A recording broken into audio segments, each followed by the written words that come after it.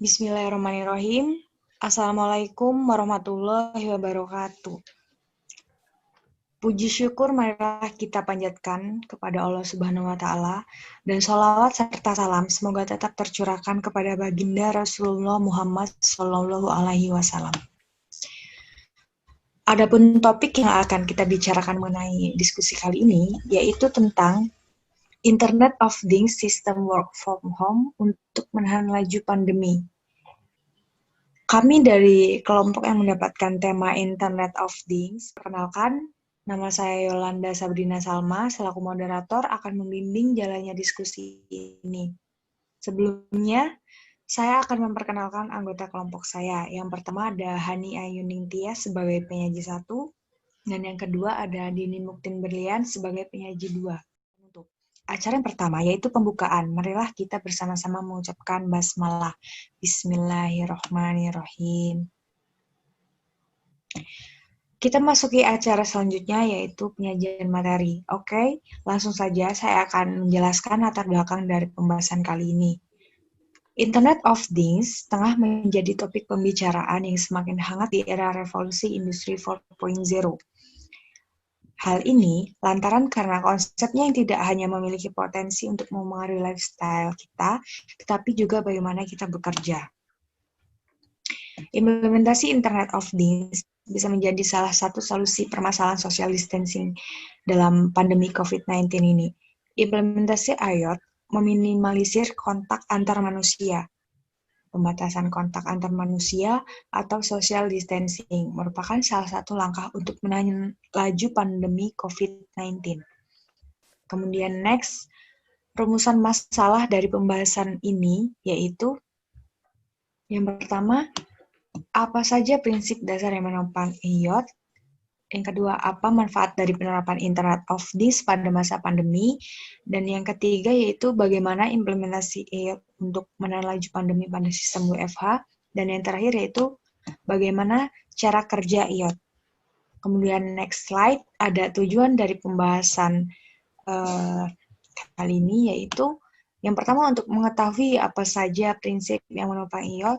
Yang kedua, mengetahui manfaat dari penerapan IoT pada masa pandemi. Yang ketiga, mengetahui dan memahami implementasi IoT untuk menahan laju pandemi pada sistem WFH. Dan terakhir yaitu mengetahui bagaimana cara kerja pada IoT.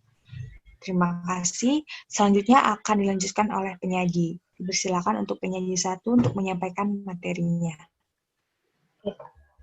Saya di sini akan menjelaskan tentang prinsip dasar Internet of Things. Yang pertama ada big analog data. Big analog data adalah bisa didapatkan dari berbagai macam sumber yang sifatnya alami seperti cahaya, sinyal radio, getaran, suhu, dan lain-lain. Big analog data adalah tipe data yang terbesar dan tercepat dibanding tipe lainnya. Kemudian selanjutnya adalah perpetual connectivity. Perpetual connectivity yang dilakukan secara terus-menerus menghubungkan perangkat ke internet.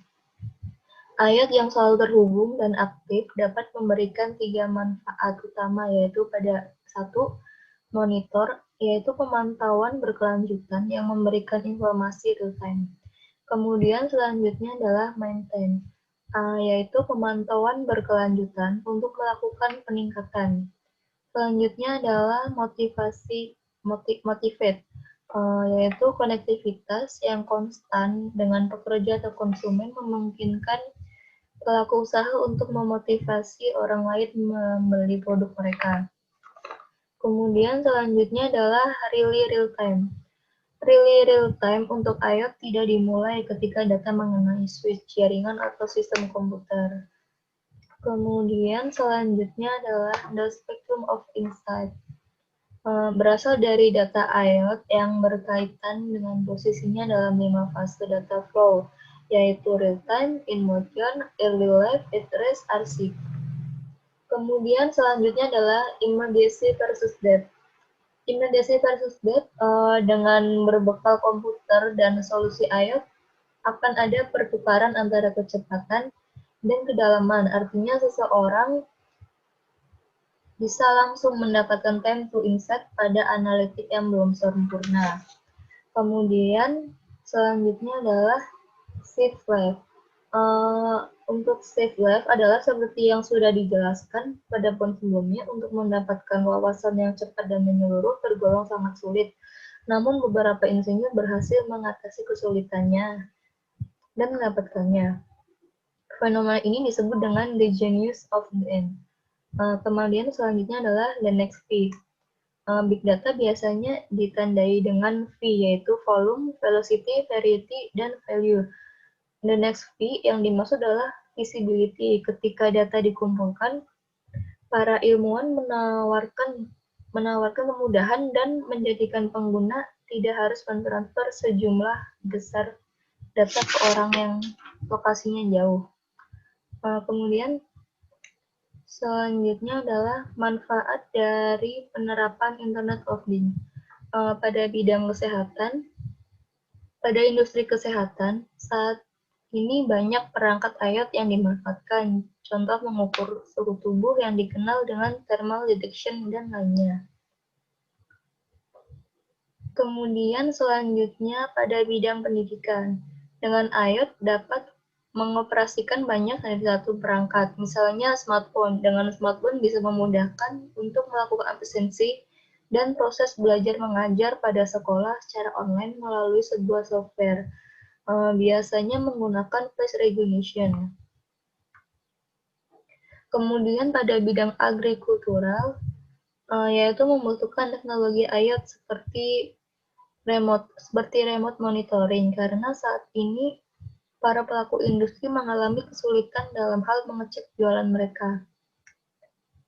Kemudian selanjutnya pada bidang energi, yaitu sektor energi dalam hal misal seperti energi air, elektronik, dan gas juga menggunakan remote monitoring.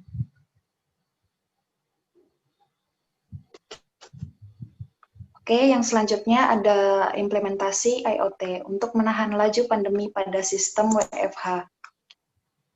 Work from home atau WFH telah menjadi kebijakan yang diterapkan oleh pemerintah sebagai bagian dari upaya untuk menekan penyebaran wabah virus corona di Indonesia.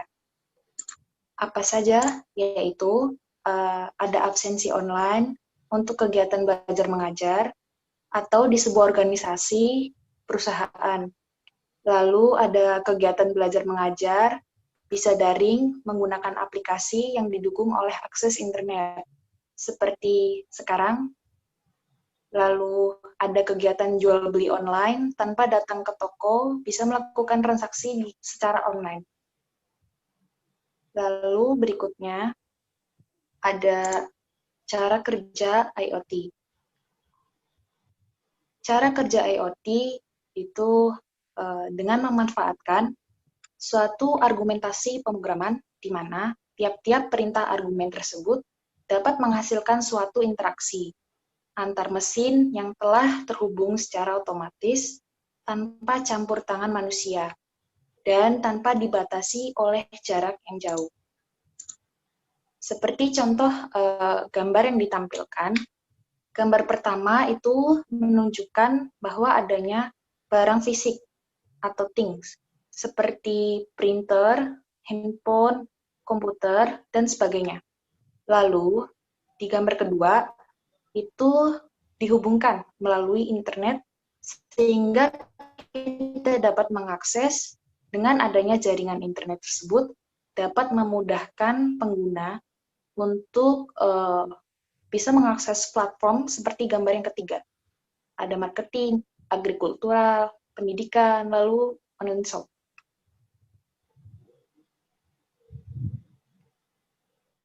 Baik, terima kasih untuk penyaji materi 1 dan 2 yang telah menyampaikan materi. Selanjutnya yaitu sesi tanya-jawab. Dipersilakan untuk audiens yang menonton video ini, jika ada pertanyaan atau kritik saran, bisa tulis di kolom komentar. Dan selanjutnya yaitu kita ada di penghujung acara, yaitu penutup. Saya akan bacakan kesimpulan dari diskusi kali ini. Tanpa kita sadari bahwa Internet of Things sudah berada di sekitar kita, termasuk barang-barang yang kita gunakan sehari-hari, contohnya ponsel, hingga mobil yang smart dalam kehidupan sehari-hari. Internet of Things membuat sesuatu permasalahan yang kompleks menjadi simpel dengan proses pengotomatisasi dan juga monitoring secara real-time yang membuat teknologi IoT ini hanya membutuhkan koneksi internet dengan perangkat ponsel dengan jaringan Wi-Fi. Secara tidak langsung, konsep Internet of Things ini juga banyak menjadi suatu bisnis di Indonesia, mulai dari kesehatan, pendidikan, energi, dan agrikultural menggunakan teknologi Internet of Things yang membuat pekerjaan lebih cepat dan efisien. Oke, demikian tadi diskusi dari kelompok kami. Mari kita tutup diskusi ini dengan mengucapkan hamdalah. Saya sebagai moderator dan penyaji memohon maaf apabila ada salah kata. Wassalamualaikum warahmatullahi wabarakatuh.